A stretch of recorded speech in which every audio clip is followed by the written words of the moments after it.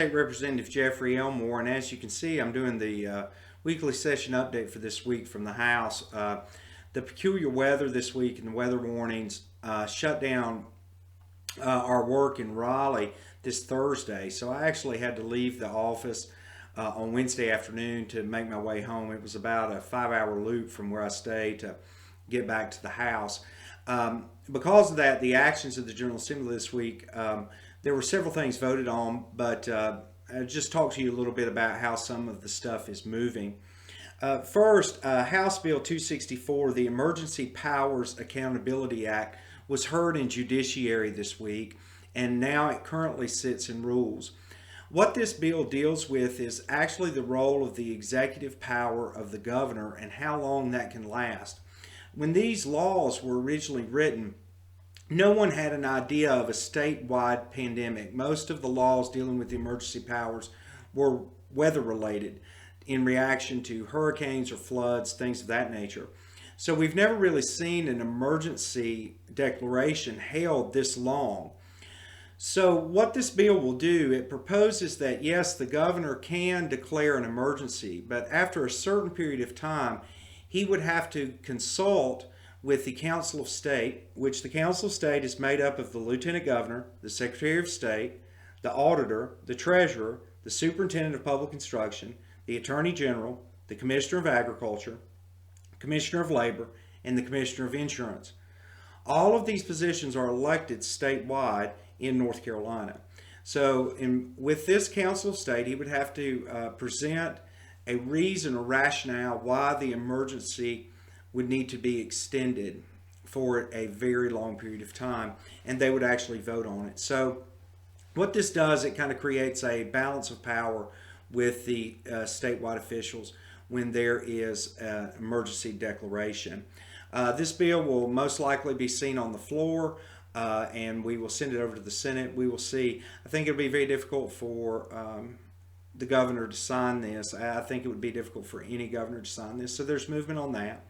I want to talk to you about a couple of bills that I've co-sponsored and one that I'm primary sponsoring on. First, I co-sponsored House Bill 277. It's called the SAVE Act. And what we've seen with COVID is the need for in the medical field, obviously.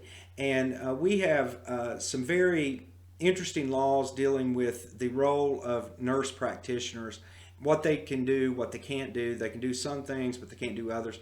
This helps clarify that, and the benefit of this is that I believe for rural North Carolina, this would help with availability of health care and more spread out. So I was excited to co-sponsor that. I also am a primary sponsor on House Bill 317, and this creates a grant program for our FFA chapters to apply if they want to go into beekeeping.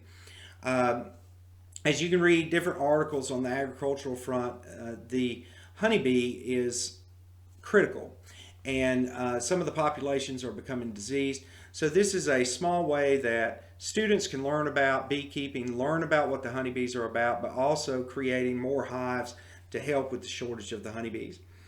Something else in the education area that I am the primary sponsor on is House Bill 249, Children with Disabilities Funding Formula. We're finding that more kids are classified with learning exceptionalities going through the IEP process, and parents of kids that have a learning disability or exceptionality understand what I mean by that. And we're seeing that grow and grow, but yet the funding mechanism for that is really antiquated. It was something that was established many, many years ago. So what this would do is it first sets a floor and increases the funding percentage for exceptional children's services, but also it directs the department to come up with classifications of exceptionalities so we can move towards funding the amount needed for the kid's need. So if you have a slight learning disability in one subject, you would be funded differently than a child that may be a paraplegic or have a severe mental disability. So I think it's a good bill. It's something that's more thinking long range, but it's something that needs to be done.